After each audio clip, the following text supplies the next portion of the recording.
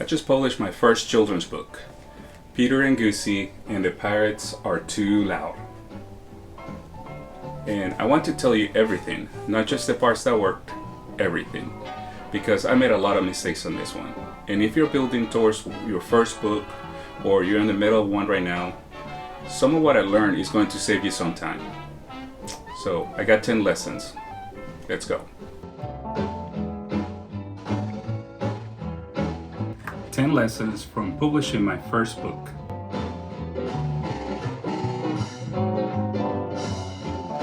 Lesson number 1. Don't cut so much that the story stops making sense.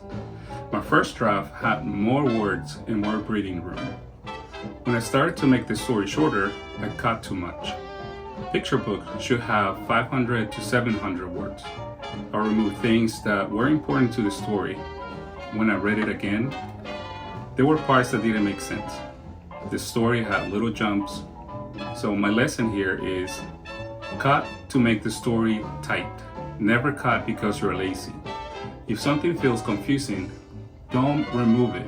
Instead, rewrite it so it fits better. Make every word count.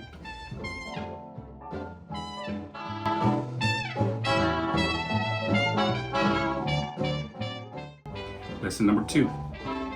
Save multiple backups, always.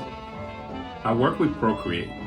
There were times when I wanted to go back to an early version of an illustration, and maybe I wanted to change the color or remove a detail, but because I didn't save that early version with dates, that version was gone forever. This cost me many hours of work. So my lesson, save a copy before every big change. Save before you flatten the layers. Save before you add textures. Name your files. Add the date. Do this every time.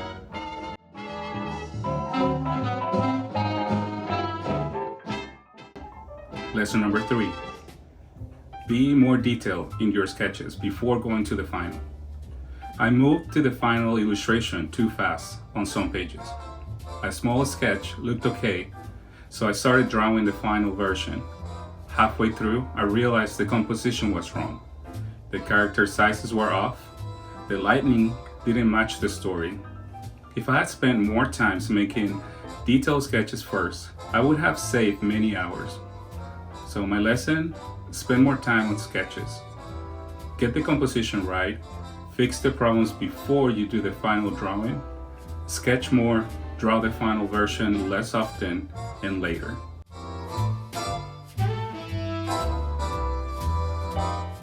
Lesson number 4.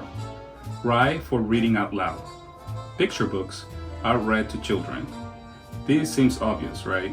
But I wrote the whole text as if someone would read it silently to themselves. I didn't think about rhythm. I didn't think about how the words sounded when you said them out loud to a 4-year-old at bedtime. I started reading my draft out loud to myself.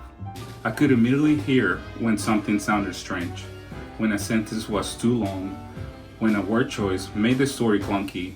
So my lesson, read every draft out loud, every single one. Hear how it sounds.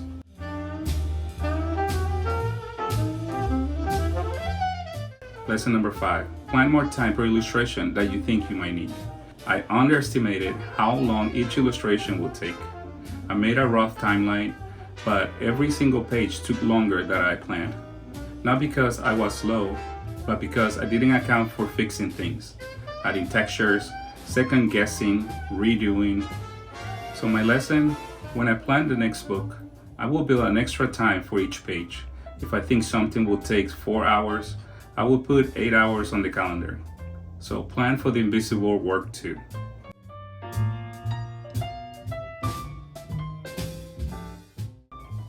Lesson number 6. Mornings are for ideas. Nights are for drawing. I figured out something about myself during this project. My best thinking happens in the morning, when my head is quiet and the day hasn't started yet. That's when I get new ideas and find solutions to my problems.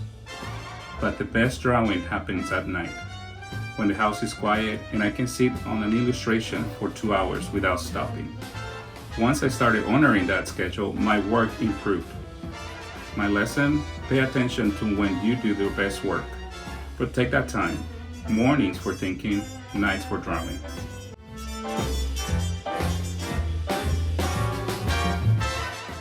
Lesson number 7. Revise more than you think you need to. I revised this book when I thought I was done. Then I revised it again. Then I thought it was done again. Then someone gave me feedback and I revised it a third time. That feeling that you're finished is very strong, but resist it a little longer. Most things that feel 90% done are actually only 75% done. Give it one more pass, one more revision, you will feel better at the end.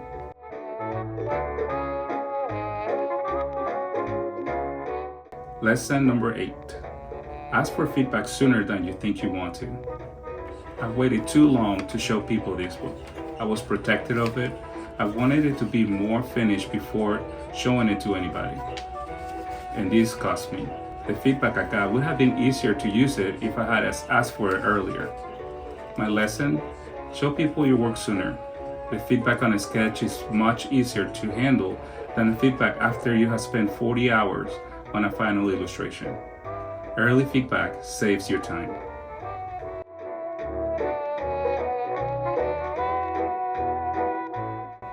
Lesson number 9. It is okay to step away and come back with fresh eyes. There were illustrations in this book that I looked at them for so long that I could not see them anymore. Everything looked wrong, every detail looked bad. The answer in those moments is not to push harder. The answer is to close that file and come back tomorrow.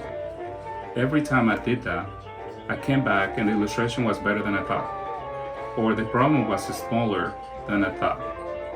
Fresh eyes are not a luxury, they're part of the process. Rest is work too.